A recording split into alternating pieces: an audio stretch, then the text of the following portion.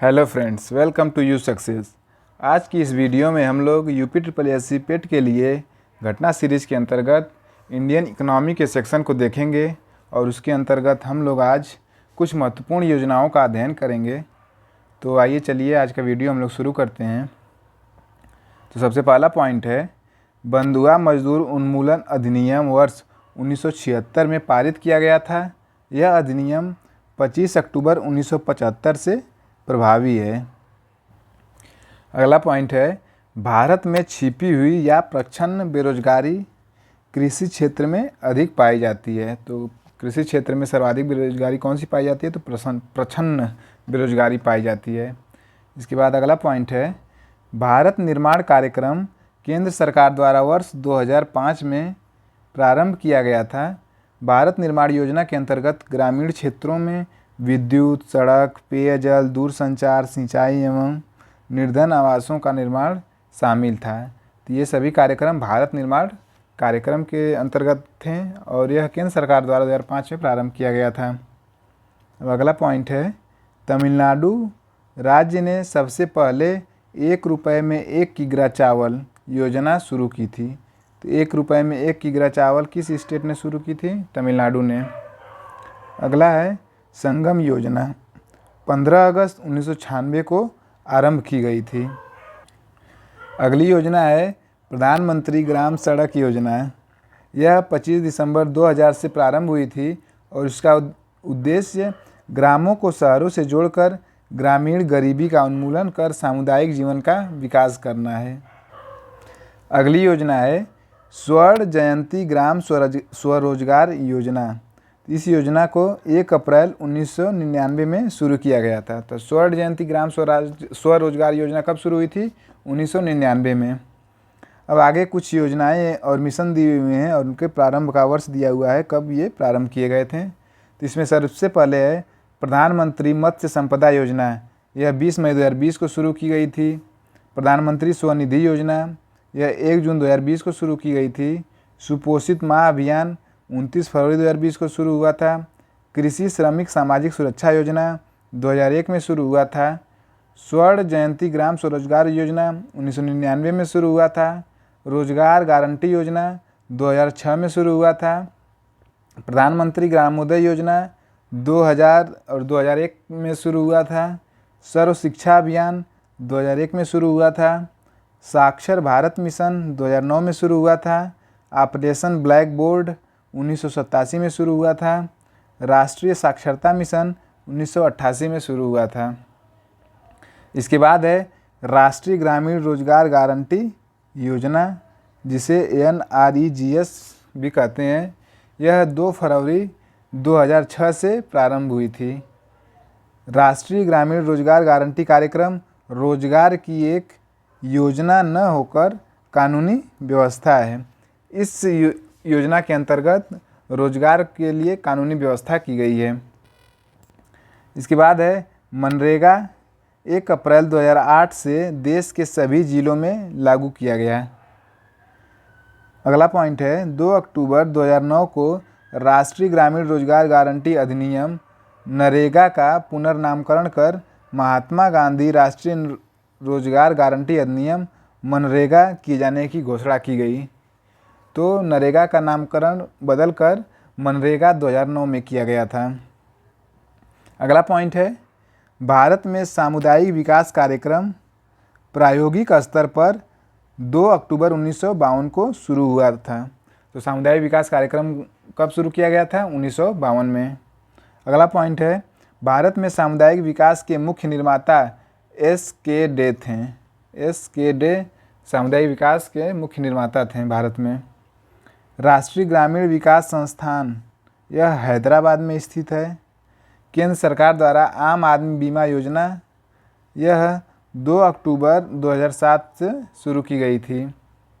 अगला पॉइंट है, राष्ट्रीय ग्रामीण स्वास्थ्य मिशन 12 अप्रैल 2005 से शुरू किया गया था। तो राष्ट्रीय ग्रामीण स्वास्थ्य मिशन 12 अप्रैल 2005 को शुरू किया गया था। Unique identification authority of India अर्थात UID द्वारा प्रवर्तित आधार 12 अंकीय विशेष पहचान नंबर है। सितंबर 2010 में महाराष्ट्र के नंदुरबार जिले के तेम्भली गांव से आधार परियोजना की सर्वप्रथम शुरुआत हुई। तो आधार परियोजना की सर्वप्रथम शुरुआत कहाँ से हुई थी? महाराष्ट्र के नंदुरबार जिले के तेम्भली गांव से। यह कब शुरू हुई थी? 2010 में। इंदिरा गांधी राष्ट्रीय वृद्धावस्था पेंशन योजना को 19 नवंबर 2007 को आरंभ किया गया था। पूर्व में यह योजना राष्ट्रीय वृद्धावस्था पेंशन योजना के नाम से जानी जाती थी। अगला पॉइंट है 25 से 27 सितंबर 2015 को सतत विकास लक्ष्य की अवधि बढ़ाकर वर्ष 2030 तक कर दी गई है। आगे है अब सहस्राब्दी विकास लक्ष्य MDA मिलेनियम डेवलपमेंट गोल्स का स्थान सतत विकास लक्ष्य सस्टेनेबल डेवलपमेंट गोल ने ले लिया है। अगला पॉइंट है सर्व शिक्षा अभियान का प्रारंभ केंद्र सरकार ने वर्ष 2001 में किया। इसके तहत 6 से 14 आयु वर्ग के सभी बच्चों को शामिल किया गया है। तो सर्व शिक्षा अभियान के अंतर्गत 6 से 14 वर्ष के बच्चे शामिल होते हैं और सर्व शिक्षा अभियान को 2001 में शुरू किया गया था केंद्र सरकार द्वारा। अगला पॉइंट है मध्याह्न भोजन मिड डे मील योजना भारत सरकार तथा उत्तर प्रदेश में 15 अगस्त 1995 से लागू की गई थी। स्कूल चलो अभियान उत्तर प्रदेश सरकार द्वारा जुलाई 2000 में प्रारंभ किया गया था। तो स्कूल चलो अभियान का प्रारंभ यूपी में 2000 में किया गया था। अगला है स्वच्छ भारत अभियान 2 अक्टूबर 2014 से आरंभ हुआ था। आगे है विजन 2020 फॉर इंडिया भूतपूर्व राष्ट्रपति डॉक्टर APJ अब्दुल कलाम द्वारा प्रस्तावित दस्तावेज है। तो विजन 2020 फॉर इंडिया किसके द्वारा प्रस्तावित है? APJ अब्दुल कलाम द्वारा। अगला पॉइंट है पूरा providing of urban amenities to rural areas पूरा की अवधारणा को पूर्व राष्ट्रपति डॉक्टर APJ अब्दुल कलाम ने प्रस्तुत किया था। अगला पॉइंट है भारतवर्ष में केवल दिव्यांगों के लिए स्थापित प्रथम विश्वविद्यालय ये चित्रकूट उत्तर प्रदेश में स्थित है। तो दिव्यांगों के लिए प्रथम विश्वविद्यालय कहाँ पे स्थापित किया गया है? तो यह उत्तर प्रदेश के चित्रकूट में स्थापित किया गया है। अगला पॉइंट है अंतर्राष्ट्रीय महिला दिवस प्रतिवर्ष 8 मार्च को मनाया जाता है। इसके बाद है विश्व उपभोक्ता अधिकार दिवस, यह 15 मार्च को प्रतिवर्ष मनाया जाता है। आगे है एंड्रागोगी प्रौढ़ शिक्षा का दूसरा नाम है। तो प्रौढ़ शिक्षा या एडल्ट एजुकेशन को एंड्रागोगी के नाम से भी जाना जाता है। अगला पॉइंट है तरुण भारत संघ डॉक्टर राजेंद्र सिंह द्वारा स्थापित एक स्वयंसेवी संस्था है। इसके बाद है राष्ट्रीय युवा नीति 2003 के स्थान पर राष्ट्रीय युवा नीति 2014 का शुभारंभ 9 जनवरी 2014 को किया गया था। अब है नालंदा परियोजना अल्पसंख्यकों के उच्च शिक्षण संस्थानों के लिए है, जिसका शुभारंभ 4 मार्च 2014 को किया गया था। तो नालंदा परियोजना का शुभारंभ 2014 में किया गया था। यह अल्पसंख्यकों से संबंधित है। अगली परियोजना है नालंदा परियोजना की शुरुआत अलीगढ़ मुस्लिम विश्वविद्यालय से की गई थी। इसके बाद है केंद्रीय सरकार द्वारा बालिका शिशु के लिए धन लक्ष्मी योजना प्रारंभ की गई थी। धन लक्ष्मी योजना बालिका शिशुओं के लिए केंद्र सरकार द्वारा शुरू की गई थी। जनपद प्राथमिक शिक्षा कार्यक्रम यह वर्ष 1994 में प्रारंभ हुआ था। राष्ट्रीय विकास परिषद अर्थात NDC नेशनल डेवलपमेंट काउंसिल का गठन 6 अगस्त 1952 को हुआ था। इसका प्रमुख कार्य पंचवर्षीय योजनाओं का अनुमोदन करना था। इसके बाद है वित्त आयोग सांविधानिक निकाय है, जबकि नीति आयोग सांविधानिक निकाय नहीं है। इसके बाद है प्लानिंग एंड द पुअर पुस्तक के लेखक BS मिन्हास हैं। तो प्लानिंग एंड द पुअर का राइटर कौन है? BS मिन्हास। स्वास्थ्य बीमा पोर्टेबिलिटी को 1 अक्टूबर 2011 से लागू किया गया। अगला पॉइंट है कारपाट का संबंध ग्रामीण कल्याण कार्यक्रमों की सहायता व मूल्यांकन से है। तो कारपाट का संबंध किससे है? ग्रामीण कल्याण कार्यक्रमों की सहायता व मूल्यांकन से।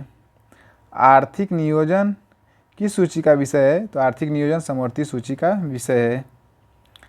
भोजन, काम और उत्पादन का नारा 7वीं पंचवर्षीय योजना में दिया गया था। तो भोजन, काम और उत्पादन का नारा किस पंचवर्षीय योजना में दिया गया था? तो यह 7वीं पंचवर्षीय योजना में दिया गया था। अगला पॉइंट है, अर्थशास्त्री रैगनर नर्क्से की पुस्तक problems of capital formation in under developed countries है। Problems of capital formation in under developed countries, इसके राइटर कौन है? तो हैं रैगनर नर्क्से। अगला पॉइंट है, 31 मार्च 2023 को विदेश व्यापार नीति 2023 घोषित की गई, जो 1 अप्रैल 2023 से प्रभावी है। इसके बाद है, अर्थव्यवस्था में सेवाओं के निर्यात को अदृश्य निर्यात कहते हैं। तो सेवाओं के निर्यात को अदृश्य निर्यात के अंतर्गत रखा जाता है। इसके बाद है फेमा, जिसका पूर्ण रूप है फॉरेन एक्सचेंज मैनेजमेंट एक्ट के स्थान पर फेरा वर्ष 2002 से पूर्ण रूप से लागू हुआ। तो फेरा को कब लागू किया गया था? वर्ष 2002 में। अगला पॉइंट है, निर्यात आयात एग्जिम बैंक का गठन भारत में वर्ष 1982 में हुआ। तो एग्जिम बैंक का गठन कब हुआ था? 1982 में। अगला पॉइंट है, जब कोई देश अपनी मुद्रा का अवमूल्यन करता है तो इसका प्रभाव होता है कि आयात महंगे और निर्यात सस्ते हो जाते हैं। इसके बाद अगला पॉइंट है, जहां मांग से पूर्ति अधिक होती है क्रेता का बाजार कहलाता है। जहां पर मांग से पूर्ति अधिक होती है क्रेता का बाजार कहलाता है। अगला पॉइंट है, इंडिया ब्रांड इक्विटी फाउंडेशन की स्थापना वर्ष 2003 में हुई थी। इसके बाद है, कल्चर्ड मोती का उत्पादन जापान का महत्वपूर्ण कुटीर उद्योग है। तो जापान का महत्वपूर्ण कुटीर उद्योग कौन सा है? कल्चर्ड मोती का उत्पादन। इसके बाद अगला पॉइंट है, वर्ल्ड डेवलपमेंट रिपोर्ट, इसे कौन प्रकाशित करता है? तो इसे विश्व बैंक प्रकाशित करता है वार्षिक रूप से। अगला पॉइंट है, राष्ट्रीय कृषि आर्थिकी एवं नीति अनुसंधान केंद्र। राष्ट्रीय कृषि आर्थिकी एवं नीति अनुसंधान केंद्र, यह नई दिल्ली में स्थित है। इसके बाद अगला पॉइंट है, एगमार्क एक प्रमाणन चिन्ह है जो भारत में कृषि, खाद्य उत्पादों, पदार्थों पर लगाया जाता है। अगला पॉइंट है, खादी एवं ग्रामीण उद्योग आयोग का मुख्यालय मुंबई में स्थित है और खादी एवं ग्रामीण उद्योग आयोग का गठन 1957 में किया गया था। अगला पॉइंट है, जवाहरलाल नेहरू राष्ट्रीय शहरी नवीकरण मिशन दिसंबर 2005 में शुरू किया गया था। इसके बाद अगला पॉइंट है, जवाहरलाल नेहरू राष्ट्रीय शहरी नवीकरण मिशन योजना का स्थान वर्ष 2015 से प्रारंभ अमृत नामक योजना ने ले लिया है। अमृत। इसके बाद अगला पॉइंट है, विश्व जनसंख्या दिवस, यह प्रतिवर्ष 11 जुलाई को मनाया जाता है। आगे है, जनगणना 2011 के अंतिम आंकड़ों के अनुसार भारत की विश्व जनसंख्या में 17.5% की भागीदारी है। तो भारत की कुल जनसंख्या विश्व के कुल जनसंख्या का कितना प्रतिशत है? तो यह है 17.5% वर्ष 2011 की जनगणना के अनुसार। इसके बाद हम लोग कुछ व्यक्तियों को देखेंगे और समितियों को देखेंगे और देखेंगे कि इनका संबंध किन क्षेत्रों से है। तो सबसे पहला है एम.एस. स्वामीनाथन। तो एम.एस. स्वामीनाथन का संबंध हरित क्रांति से है। इसके बाद है एल.के. झा, इनका संबंध कराधान से है। इसके बाद हैं सी.टी. कुरियन, यह एक अर्थशास्त्री हैं। फिर हैं मोरारजी देसाई, तो इनका संबंध बैंकों पर सामाजिक नियंत्रण से है। इसके बाद है गोईपोरिया समिति, यह बैंकिंग सेवा सुधार के लिए थी। इसके बाद है आबिद हुसैन समिति, यह लघु उद्योगों के विकास से संबंधित थी। इसके बाद है मीरा सेठ समिति, यह हथकरघा विकास के संबंधित थी।